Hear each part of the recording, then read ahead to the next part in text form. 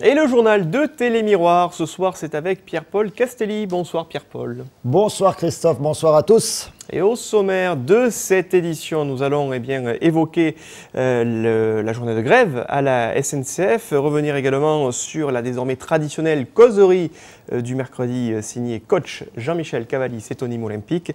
Et enfin, nous reviendrons notamment sur l'Assemblée générale de l'Union des clubs taurins Paul Ricard, sans oublier les journées du terroir le week-end prochain. On vous écoute Pierre-Paul. Grève à la SNCF.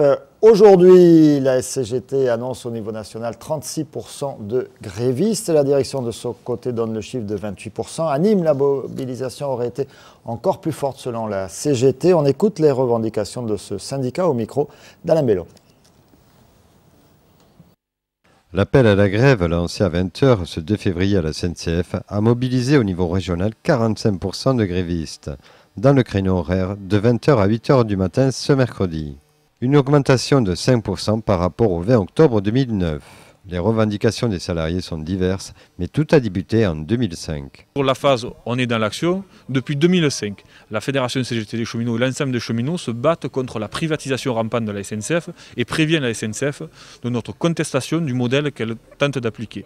À l'heure actuelle, on arrive à des fins de non-recevoir. Symboliquement, l'entreprise Pépi aujourd'hui organise et maintient un meeting avec l'ensemble de ses dirigeants au Stade de France. C'était pour nous une véritable provocation.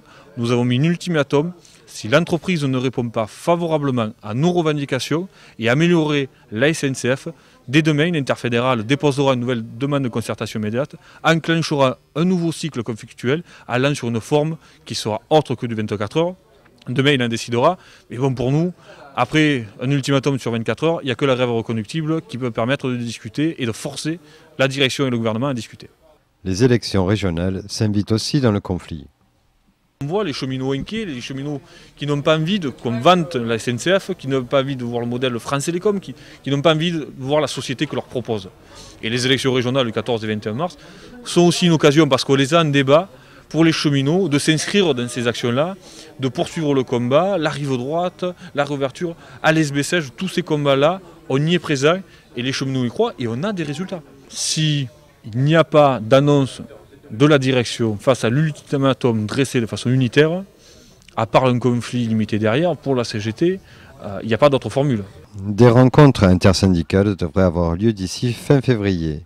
Début mars devrait être un temps fort pour donner suite à ces revendications. Et la direction régionale de la SNCF a communiqué ce soir sur un retour à la normale à partir de 8h demain matin, jeudi 4 février. Trafic normal pour les TER, trafic normal pour les TGV, les corails Théose. Un train Talgo est supprimé entre Montpellier et l'Espagne. Le numéro de téléphone pour le TER Languedoc-Roussillon, 0800 886 091. Et nous allons ouvrir, Pierre-Paul, une large page politique puisque le thème des élections régionales s'invite plus que jamais à la une de l'actualité en Languedoc-Roussillon. Politique depuis hier soir, effectivement, confirmation par le Bureau national du Parti socialiste de la constitution d'une liste PS confiée à Hélène Mandroux, la maire de Montpellier. Une décision prise à la majorité, 40 voix pour, 5 contre 5 abstentions. Reste à Hélène Mandroux à constituer ces listes. Les personnalités socialistes qui sont présentes sur les listes actuellement dirigées par Georges Frêche ont affirmé de leur côté qu'elles resteraient solidaires, fidèles à ce dernier. Didier Codorniou, choisi par les militants, rappelez-vous, c'était en octobre dernier pour être le premier socialiste auprès de Georges Frêche, a même annoncé un recours judiciaire contre la constitution de cette liste Mandroux. Une liste qui, de fait, effectivement, n'a pas été validée par les militants socialistes de la région. Dans le Gard, le bureau fédéral est réuni ce soir pour débattre maintien sur les listes de Georges Frêche ou fuite vers les listes d'Hélène Mandroux. La question leur est posée. Du côté du MoDem, quelle est la situation? Christophe, on n'a pas tout à fait fini sur le PS avec un risque. Quel est le risque pour ces candidats qui resteraient tout en étant au Parti socialiste sur les listes de Georges Frêche? Les statuts du parti sont clairs. Et rappelez-vous, c'est la mésaventure qui était arrivée par exemple ici à Nîmes à Alain Fabre-Pujol, qui avait fait union avec Alain Clary lors des élections municipales de Nîmes. eh bien le tarif, c'est l'exclusion, tout simplement. Alors là, effectivement, le nombre de personnalités socialistes, de présidents de conseil général, celui du Gard, que l'on connaît bien sûr ici, Damien Alary, mais également Christian Bourquin, dans les Pyrénées-Orientales. Il y a des responsables de fédérations départementales, comme Fabrice Verdier, ici, dans le Gard. Il y a des élus, des maires de villes plus ou moins grandes, le maire de la ville de Mende, par exemple, une ville reconquise à la droite après des décennies où le Parti socialiste faisait disette en Lozère. Donc tout ce petit monde risque tout bonnement l'explosion. Il y a quand même quelques voix localement. Vous vous rappelez de Nicolas Cadenne, que l'on avait reçu sur ce plateau, ce jeune membre du Conseil national du PS, qui appelle ses camarades à la raison. Mais je l'ai eu au téléphone tout à l'heure. Je dois vous avouer qu'il ne semblait pas très convaincu de sa capacité à convaincre ce soir. Alors, est-ce que la situation est plus claire du côté du MoDem, le mouvement démocrate ? Alors, pas à ma connaissance. Pour l'instant, effectivement, les militants de la région ont choisi, rappelez-vous, en début d'année, Marc Dufour, leur leader régional, pour conduire leur liste. Ils avaient le choix entre Marc Dufour ou Patrice Drevet. Choix a été fait, mais voilà, François Bayrou, le grand patron des Oranges, a décidé, lui, que c'est Patrice Drevet qui devait conduire la liste. Patrice Drevet, c'est mieux, notamment pour les sondages. Marc Dufour a bien accepté de laisser sa place, ce qui n'est pas du goût de tous au MoDem, notamment de sa colistière dans l'Hérault, Florence Denesteb. Pardon. C'est difficile à prononcer. On va évoquer, toujours dans cette page politique, un petit peu plus à droite sur l'échiquier, la situation concernant l'UMP. Alors du côté de l'UMP, ça semble un petit peu plus clair, même si la conférence de presse prévue cet après-midi à Nîmes pour présenter la liste a été annulée, je ne sais pas trop pour quelle raison, mais en tout cas, la liste nous a été communiquée et effectivement, même si on imagine que ça a donné lieu à d'âpres négociations, c'est sans commune mesure avec ce qui se passe au centre ou à gauche. Voilà, au moins ça c'est clair. Alors je vous donne quelques noms, il y a des noms connus, bien sûr, Eddy Valadier, on l'avait reçu sur ce plateau, donc il est bien tête de liste, pas de coup de théâtre en l'occurrence, le premier adjoint à Saint-Gilles. En deuxième position, Marie Bourgade, elle est adjointe à la ville de Nîmes, elle s'occupe du tourisme notamment. Christophe Rivinc sera troisième sur cette liste, il est directeur du cabinet du député maire d'Alès. En quatrième position, c'est Monique Tapissier, elle est conseillère municipale à Villeneuve-les-Avignon. C'est Villeneuve-les-Avignon, c'est la ville du député Roubaud, personnalité éminemment importante dans la majorité locale et nationale. Et puis le premier nouveau centre, c'est Julien Devez en cinquième position. Il y a tout de suite derrière Hélène Yannikopoulos, également adjointe à la mairie de Nîmes et proche du député Yvan Lachaud. Richard Tiberino en cinquième de liste, il est adjoint à la ville de Nîmes. Il y a ensuite Nadia Eloki, que l'on connaît moins ici sur Nîmes, elle est de Saint-Martin de Valgalgues. Elle représente la communauté Harki. C'est comme ça qu'on me l'a présenté. Jean-Luc Chapon pour le Parti radical, c'est le maire d'Uzès. Pascal Bagali, Mouru bien sûr par rapport à Étienne Mouru, c'est la belle-fille d'Étienne Mouru. Marc Tolel, qui est adjoint à la ville de Nîmes pour le MPF, est en 11e position. La 11e position, elle peut être encore éligible si cette liste a emporté les élections régionales au premier ou au deuxième tour en mars prochain. C'est un petit peu limite. Ensuite, il y a bien un représentant de chasse, pêche, nature et tradition, en tout cas présenté comme tel, Jean-Bernard Ravel, mais il n'arrive qu'en 15e position. Voilà, et Jean-Paul Fournier, le sénateur maire du Gard, secrétaire départemental de l'UMP, se félicite d'avoir notamment une bonne représentation de l'ensemble des territoires gardois. Sénateur maire de Nîmes. Sénateur maire de Nîmes. Maire de Nîmes et sénateur du Gard. Du Gard, voilà, dans le bon ordre. Qu'est-ce que j'avais dit? Sénateur maire du Gard. Sénateur du Gard et maire de Nîmes, bien sûr. Page sport. Allez. Un petit peu de causerie de Jean-Michel Cavalli. Hier, vous l'avez particulièrement bien apprécié sur le plateau de Croco Hebdo. C'est pour ça petit souci technique. Ce soir, on en remet une couche. Voilà, donc l'émission est en rediffusion et puis on la mettra également sur Internet. C'était effectivement très intéressant d'avoir Jean-Michel Cavalli pendant 1 heure dans Croco Hebdo. La traditionnelle conférence de presse du mercredi, il revient notamment sur les objectifs du Nîmes Olympique. J'ai dit aujourd'hui, il y a 44 points objectifs prioritaires. Deuxième point, j'avais dit entre la 10e et la 15e place. Le président entre la 8e et la 12e. On fera tout pour faire plaisir au président. Ah, d'accord. Si on atteint ces 2 places-là, et que derrière, on se retrouve dans la situation dans la dernière ligne droite, on ne laissera pas la place aux autres. Pourquoi je refuse l'accession? Qui a dit qu'on refusait l'accession? Mais il y a des étapes. Je pense être bien clair. Il y a des étapes. Et il ne faut pas que demain, si on n'y arrive pas, la 10e place soit un échec. Parce qu'après, la marge de progression, elle est où si ça devient un échec?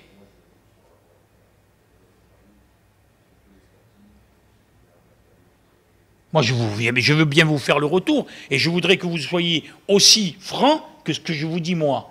Est-ce qu'en début de saison, vous pensiez qu'on devait être là?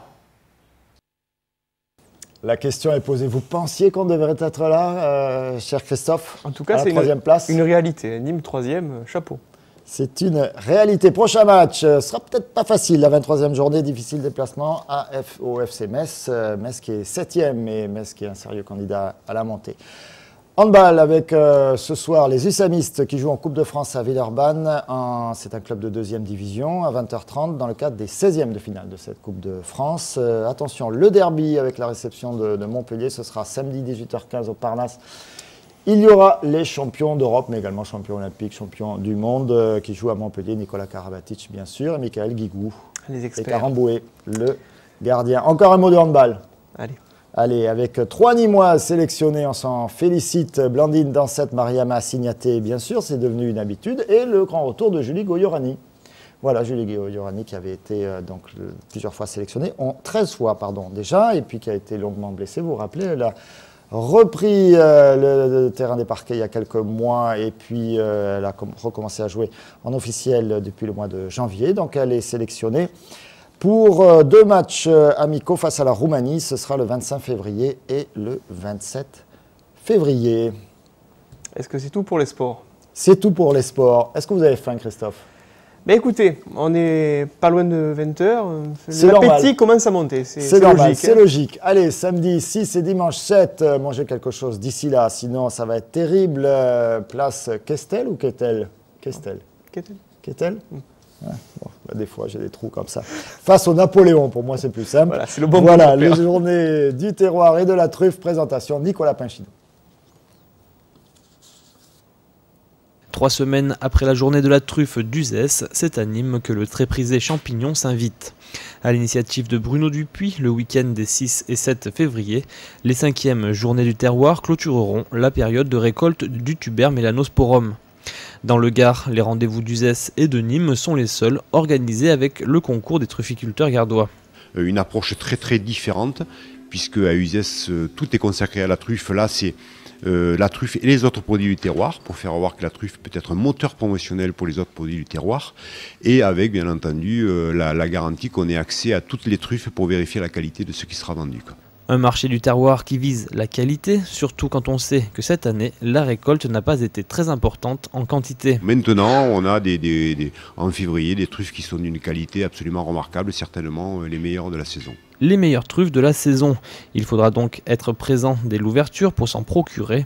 Pour les autres qui arriveront plus tard, animation autour de la truffe et dégustation sur les différents stands de produits régionaux seront proposés tout au long du week-end. À l'heure du déjeuner, enfin, plusieurs restaurants partenaires proposeront un menu spécial truffe.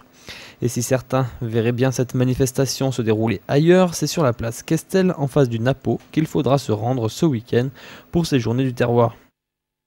Et je sais que vous serez nombreux ce week-end pour ces journées du terroir. La truffe qui sera également à l'honneur demain soir sur Télémiroir à partir de 18h30 dans les aléas du direct, dans le cadre de l'émission de Frédéric Siller, sortie week-end notamment, avec la présence bien des responsables de ces journées, mais aussi des représentants du cirque Maximum pour une belle surprise, disons-le. Une surprise, je vous avoue que je ne sais même pas, moi, qu'est-ce que c'est la surprise. Frédéric, c'est sa spécialité, les surprises. Samedi dernier, le monde de l'Aficionne avait rendez-vous en Camargue, du côté de Méjeanne plus précisément, pour l'immanquable Assemblée Générale de l'Union des clubs taurins Paul Ricard. Patrick Mallet, évidemment, vous vous en doutez, n'a pas raté cette occasion. Pour Camille Bonnet, ça a été une découverte.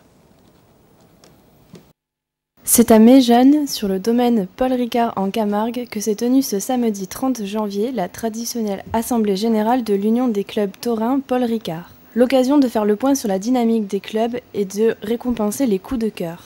Les gens sont passionnés, donc on parle, on pourra y passer la journée, c'est magique. Surtout que, comme nous sommes fédérateurs à l'Union des clubs taurins Paul Ricard, tout le monde a pu s'exprimer. La course landaise, bien sûr, la course camarguaise, la corrida du sud-ouest et du sud-est. À l'ordre du jour, le franchissement du cap des 15 000 membres avec 370 adhérents supplémentaires en 2009, la forte fréquentation du public dans la plupart des grands rendez-vous tauromachiques et la célébration de l'année commémorative du 100e anniversaire de Paul Ricard. On se félicite du succès, non seulement de l'Assemblée Générale, c'est le cas aujourd'hui, mais de l'action des clubs taurins en général que préside Dominique Perron. Et donc c'est une occasion pour nous, cette belle journée à Méjeanne, de continuer d'affirmer notre soutien inconditionnel au club taurin Paul Ricard. Et c'est sous le signe de la solidarité, de la générosité et de la convivialité que s'est achevée la journée, car l'officione française ne connaît pas la crise. La fission française se porte excellemment bien. Je vous lis, les cartels et l'affluence dans les arènes a été exceptionnelle en 2009 et je pense qu'en 2010, le cru sera également excellent. Un cru excellent, bien sûr, en 2010. Vous en serez de ce cru, Christophe? Et comment? Et comment? Autre découverte pour Camille Bonnet, le cinéma britannique, le 13e festival des écrans britanniques. Ce sera du 5 au 14 février au Sémaphore, mais également au Carré d'Art, en tout cas à Nîmes. Pour la 13e édition du festival Écran britannique, l'association a choisi de mettre en avant deux thèmes majeurs du cinéma britannique avec la Seconde Guerre mondiale et le free cinéma. Il se trouve que les deux périodes que nous considérons, c'est-à-dire les années 40 et les années 60, sont deux périodes cruciales de renaissance du cinéma britannique. Le cinéma britannique a une réputation d'être un cinéma cyclique qui connaît des périodes de baisse, d'inspiration et des périodes au contraire de grande activité. Comme chaque année, le programme sera riche et chargé. Tous les ans, nous fonctionnons en fait avec des hommages, des rétrospectives et une partie actualité. Donc cette année, nous avons deux hommages avec des films d'archives et des films anciens. Un hommage sur les films de la Deuxième Guerre mondiale et de l'effort de guerre britannique et un hommage au free cinéma. Et puis on a toute une partie donc actualité du cinéma britannique avec des films beaucoup plus récents et 3 avant-premières. Au programme également la représentation d'un ciné-concert. Le ciné-concert est devenu depuis l'an dernier une tradition du festival. Le mercredi soir, dans la grande salle de conférence du Carré d'Art, un film muet du répertoire du cinéma britannique est choisi. En l'occurrence, il s'agit de The Lodger, un des premiers suspense d'Hitchcock, qui sera accompagné par un trio de musiciens brillants qui s'appelle le Piccadilly Trio. Le festival aura lieu du 5 au 14 février 2010. Les projections et les activités se dérouleront au cinéma Le Sémaphore et au Carré d'Art. Des écrans britanniques qui sont également à l'honneur dans le cadre de l'émission de Marlène Laroche, Suivre l'étoile, juste après cette édition. Pierre-Paul, je crois qu'on en a fini avec ce journal. C'est fini pour ce soir, cher Christophe. Merci à vous. Rendez-vous est pris demain, 12h30, le flash avec Marlène Laroche, 18h30, les aléas du direct avec Frédéric Siller, et puis votre soirée sur Télémiroir. J'aurai le plaisir de vous retrouver à 21h pour l'émission de Tendido Sud, spéciale Feria d'Arles avec Marco Léal, le torero, qui prendra l'alternative lors de ce cycle arlésien. Et puis à 22h, un nouveau magazine inédit de Suerte avec les adieux de Luis Francisco Esplà à la France taurine. C'était le 19 septembre dernier dans les arènes de Nîmes. Merci de votre fidélité à Télémiroir et très belle soirée. Au revoir.